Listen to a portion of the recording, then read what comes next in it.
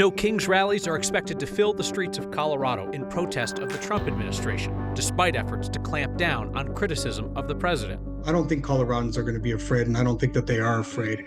Denver's voters are being asked to approve a nearly $1 billion wish list. We'll break it down. They're not just day drinking, they're helping law enforcement. It feels really weird getting drunk, with cops all around you.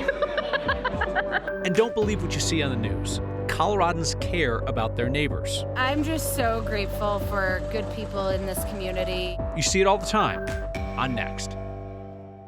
Thousands of Coloradans are expected in the streets tomorrow for the No Kings protests against what organizers say is an increasingly authoritarian Trump administration. Meanwhile, the president is pushing to send troops into Chicago, and his administration is likening Americans who criticize him to terrorists. No Kings protests in Denver last spring brought out enormous crowds. Organizers say that they expect this weekend's crowd to be about half the size of the spring protests, so that would be 10 to 15,000 people, still huge for a protest in Colorado. Since those spring protests, the Trump administration has stepped up political retaliation, the use of the military against Democrat-run cities, and mass immigration raids that some judges have tried to block as lawless and unconstitutional. Today, President Trump is asking the Supreme Court to overturn lower courts that are blocking his use of the military in Chicago. And Republicans are describing this weekend's coming protests as the work of Antifa, a loosely affiliated far-left movement that President Trump has declared to be a domestic terrorism organization. Top Republicans are now conflating Antifa with the everyday Americans who oppose President Trump. Trump's top advisor, Stephen Miller, has said the Democratic Party itself is a domestic extremist organization. Republican House Speaker Mike Johnson said that the No Kings protests this weekend are a Hate America rally. Well, they call it the No Kings rally. We call it the Hate America rally because we have all the Marxists collected, all the Antifa people, the BLM remnants. You'll have the pro-Hamas wing of the Democratic Party, and they're going to be out here demonstrating and screaming and wailing. Today, I spoke with progressive activist and former state rep Joe Salazar, who's speaking at Denver's No Kings rally Saturday, and I asked him if he thinks Coloradans will be afraid to come to the streets and protest as the Trump administration cracks down on dissent. We're not afraid of a dictator, and we shouldn't be afraid of a dictator. I think that as Americans, we need to remember where we come from, where we've been, and the fact that we stand in the face of authoritarianism throughout many generations. We shouldn't be afraid to attend a rally, a peaceful rally at that. In a moment, more of my conversation with Joe Salazar. I'll ask him about the potential for confrontations in Denver streets and his warning to Colorado's elected Democrats not to treat these protests as a photo op. The Trump administration continues to use the government shutdown, day 17 now, to punish the states that voted against him. This time, pausing Army Corps of Engineers water infrastructure projects in blue states that, according to Politico, include Colorado. President Trump has repeatedly drawn court challenges for taking control of spending that is constitutionally directed by Congress. Politico reports the latest action on that front pauses and potentially cancels about $7 billion worth of projects, about half intended for New York, and New York City in particular because it's been designated so-called sanctuary city. Now, the Trump administration describes Denver similarly. A city spokesperson told me today they're not aware of a pause in any Army Corps of Engineers projects here. We didn't hear back from the Corps or the Federal Office of Management and Budget. Right now, Denver's voters are being asked to approve almost $1 billion in various projects, from $500,000 to improve city pools to $89 million to literally pave the way for the future Broncos Stadium on 8th Avenue. Politics guy Marshall Zellinger breaks down what's being pitched as the Vibrant Denver Bond. A rebuild of this 8th Avenue viaduct, which goes over Burnham Yard, the future Broncos Stadium, is $89 million of ballot issue 2A. Denver voters will decide 5 bond issues on the November ballot. 2A is for transportation projects. The big ticket items are the 8th Avenue viaduct and the 6th Avenue viaduct just to the south. On the city's own bridge website, these viaducts are listed as orange or fair. Not great, but not the worst. There are 67 poor bridges in the city, including the 6th Avenue Bridge over Cherry Creek, which would also be replaced if 2A passes. Other parts of 2A would make improvements for cyclists and pedestrians along West 38th in North Denver and Evans Avenue from near DU all the way east to the border with Arapahoe County. 2B is about parks and recreation. The biggest item is $70 million to turn the former Park Hill Golf Club into a city park. There would also be a Southeast Denver Rec Center and skate park for $20 million. 2C is for Health and Human Services, $20 million toward helping Denver Health upgrade this family health center in Sun Valley, and $10 million to help fund a new children's advocacy center. 2D is about libraries, art, culture, and overall facilities. $75 million would be for a new public safety training center, $35 million to upgrade the backstage area at Red Rocks, and $20 million for a future American Indian Cultural Embassy near DIA. There is also money to make improvements to 5 city libraries, including Bear Creek and Montbello. 2E is for housing and shelter,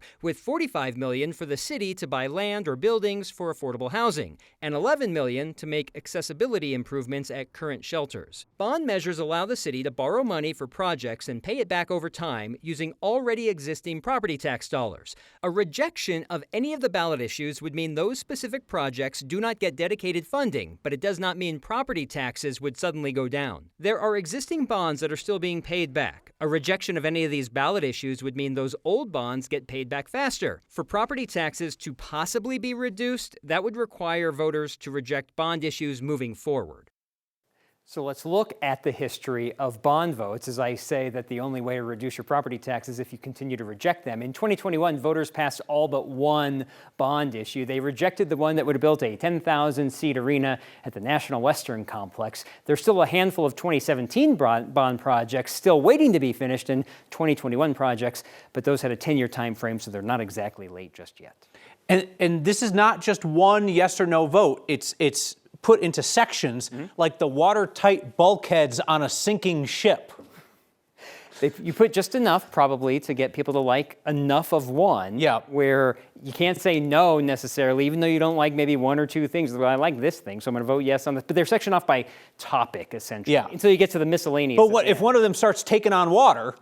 Then down it goes, and the rest might still be floating. Correct. That's yes. In your analogy, yes. So, but and in the case of 4 years ago, it was the arena. Mayor Hancock's signature arena at the National Western that took on all the water. That voters said, down it goes to the bottom of the sea. Marshall Zellinger, thank you.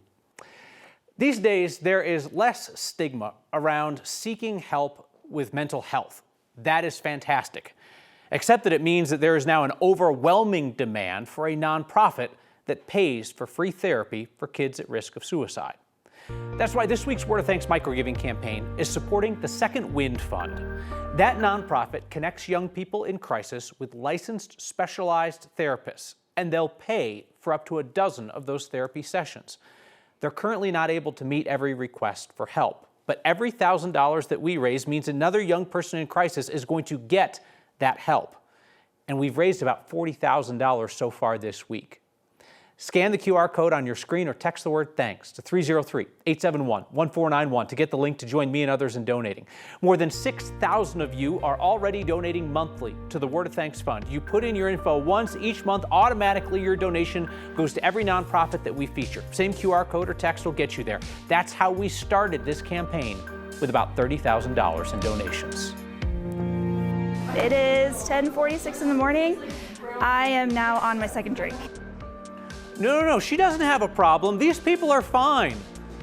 They're doing training. And it is Friday, so we will set aside the headlines in the news and go find the good in our neighbors. This week, it is a life-changing act of caring. Next.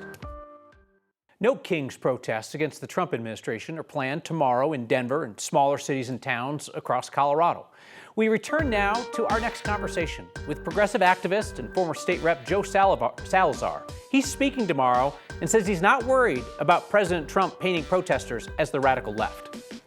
No matter what anybody says, he's going to try to paint them with the radical left brush. My message is about unity. It's a reminder of what we are as Coloradans and how we built this state No one person built this state. We built it together. We were unified as a community in building it together. And we need to unify as a community now, moving forward in the face of authoritarianism in the third decade of the 21st century of America. Both of us know how mass protests can go, how different people show up with different objectives, different motives. What would be your message to anybody who wants to use the cover of the large crowd this weekend in Denver to cause trouble, to destroy property, to get into physical confrontations? You know, the First Amendment still exists, but the First Amendment does not allow for violence.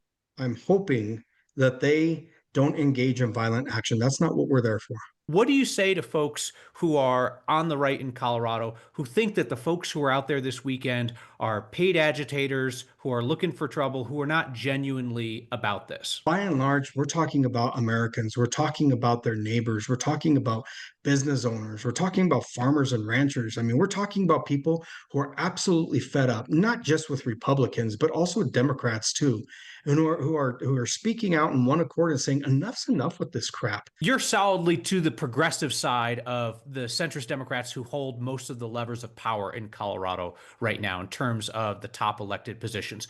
Do you think those centrist elected Dems are going to show up tomorrow to protest? You know, centrists show up to things when it best suits them, when it best elevates their profile. They're not there necessarily for a progressive left message. But if they could get on the stage, yeah, they'll show up. If they can stand next to one of the speakers and take a picture with them, yeah, they'll show up. I mean, that doesn't But yeah, sound like a very warm welcome for them to show up tomorrow and stand with you. I mean, do you want them there or no? I want people to stand with me who are willing to stand with me and not there on their own political agenda. I want them to stand with us as Coloradans, as Americans, standing up for our Constitution, because that's what tomorrow is about. You can see that full conversation on the next YouTube channel, 9news.com. Meteorologist Chris Bianchi is along preparing for a warm weekend. Yeah, it's going to be warm for that Broncos-Giants game. A lot of trash talk between those two games. And that all results in temperature near 80 degrees as the Broncos host the Giants at Empower Field Mile High on Sunday afternoon. Otherwise, Futurecast, we get a cold front that moves through tomorrow morning. You'll notice that it will bring in a rush of wind tomorrow. A few rain, snow showers across northern Colorado, Fort Collins, Greeley, best chance at that. But the thing you'll notice more than anything else tomorrow as that front moves through, ooh, that wind, it is going to be whipping. It's going to be a cold, raw wind, straight north wind, about 4 to 6 hours of 40-mile-an-hour gusts for us here in Denver. That wind relaxes tomorrow night. But as that wind relaxes, it'll drop those temperatures. High temperature of just 60 tomorrow. But then we've got a frost advisory for us in Denver for tomorrow night. Freeze watch across the eastern plains as well. And that 7-day forecast temperatures, mostly in the 60s all the next week. Mark Salinger asked our bosses if he could get a little tipsy this Friday. He's working, so they said no. So instead, Mark watched other people get sloshy in the name of keeping us safe. Back in college, someone once told me, hey, you can't drink all day unless you start in the morning. Thank you. They probably weren't envisioning this. It feels really weird getting drunk, like, with, like, cops all around you. Well before most bars even open. It is 10:46 in the morning. I am now on my second drink. Colorado State Patrol is slinging drinks like it's science. Abby, I need you to go have a double. I'm supposed to have 10 drinks. Terry, I need you to go have a double. Yeah, this is a lot earlier than I normally start drinking. They call it a wet lab. You get a couple drinks in you, and it quickly turns into a bunch of people getting drunk in a conference room surrounded by state troopers. It's not the vibe I normally go after. Starting early. It's gonna be a long day. Don't worry, they volunteered for this. It's not an open bar. This is a very controlled environment where we measure out every single drop that goes into these beverages. The only way State Patrol can train their cadets to spot drunk drivers is to get people drunk. You want to make sure that they are actually getting that experience of seeing what a drunk person is going to look like on the side of the road. And so, they drink. I'm feeling pretty good. Definitely starting to feel it. Yeah, feeling good. And it's only 12:30, and so we're in for a ride. Until it's time for the test. Oh, I'm gonna fail so bad. Cadets can't graduate. Are these the new guys? Those are the brand new cadets. Okay, I'll act sober. Until they know how to do field sobriety tests. You want me to go all the way? I just want you to imagine a straight line. Okay. So in a sense, yeah, it's kind of like we're back at school. 4, 5, 6.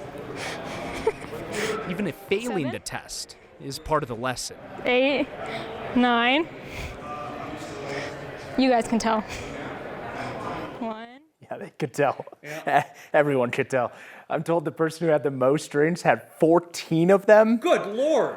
14, and I'm out.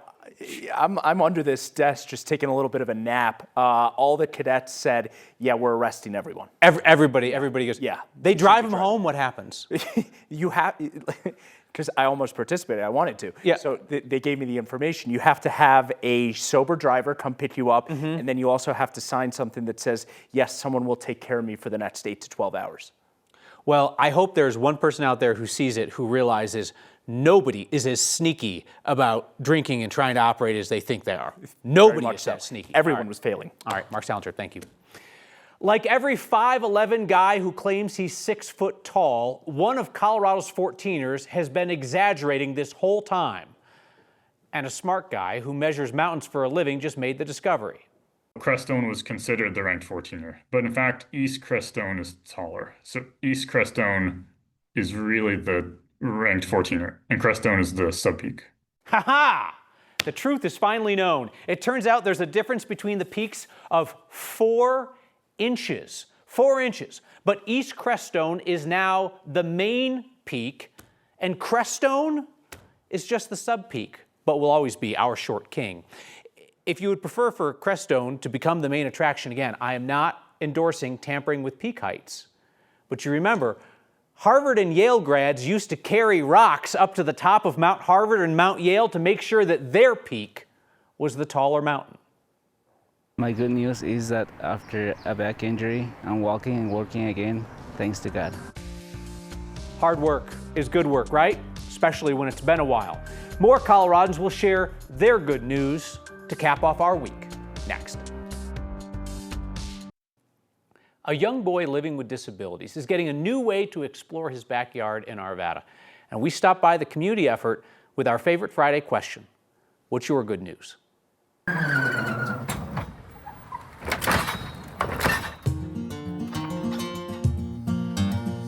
My good news is we're getting a brand new deck for our family and for Otto to keep exploring and growing and being able to walk and explore his environment and his backyard. We are trying to give back to the community because we have a little boy that's special needs, and he's a special little boy. He's such a cute little guy. I had called Rob Schmidt from the deck company, and when I told him about Otto's disabilities, he said, we need to figure out how to do this for you guys for free. My good news is that after a back injury, I'm walking and working again, thanks to God.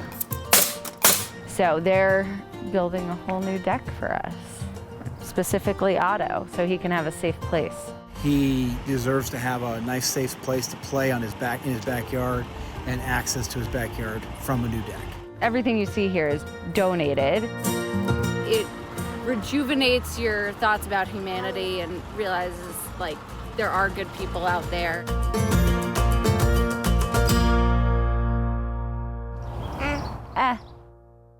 Yes, it does, each and every time. We're back with your feedback next. Feedback about tomorrow's No Kings protest. Janet, who described herself as a PO'd grandma, says tomorrow will be her 5th protest of the year. She wrote, I am absolutely, positively not afraid of this administration at all. Dolores said, I think you're wrong. I think the protests tomorrow are going to be bigger than the ones in June. That wasn't my prediction of the size. That's what organizers were talking about, 10 to 15,000 people. We'll be out there tomorrow, and we'll see what it is. Hey, by the way, a special thank you tonight to our colleague Sydney. She is producing this program for the very first time tonight, filling in. So if you enjoyed the show, I'll pass along your compliments to the chef. I'm just the one who brings the meal to your table. See you next time.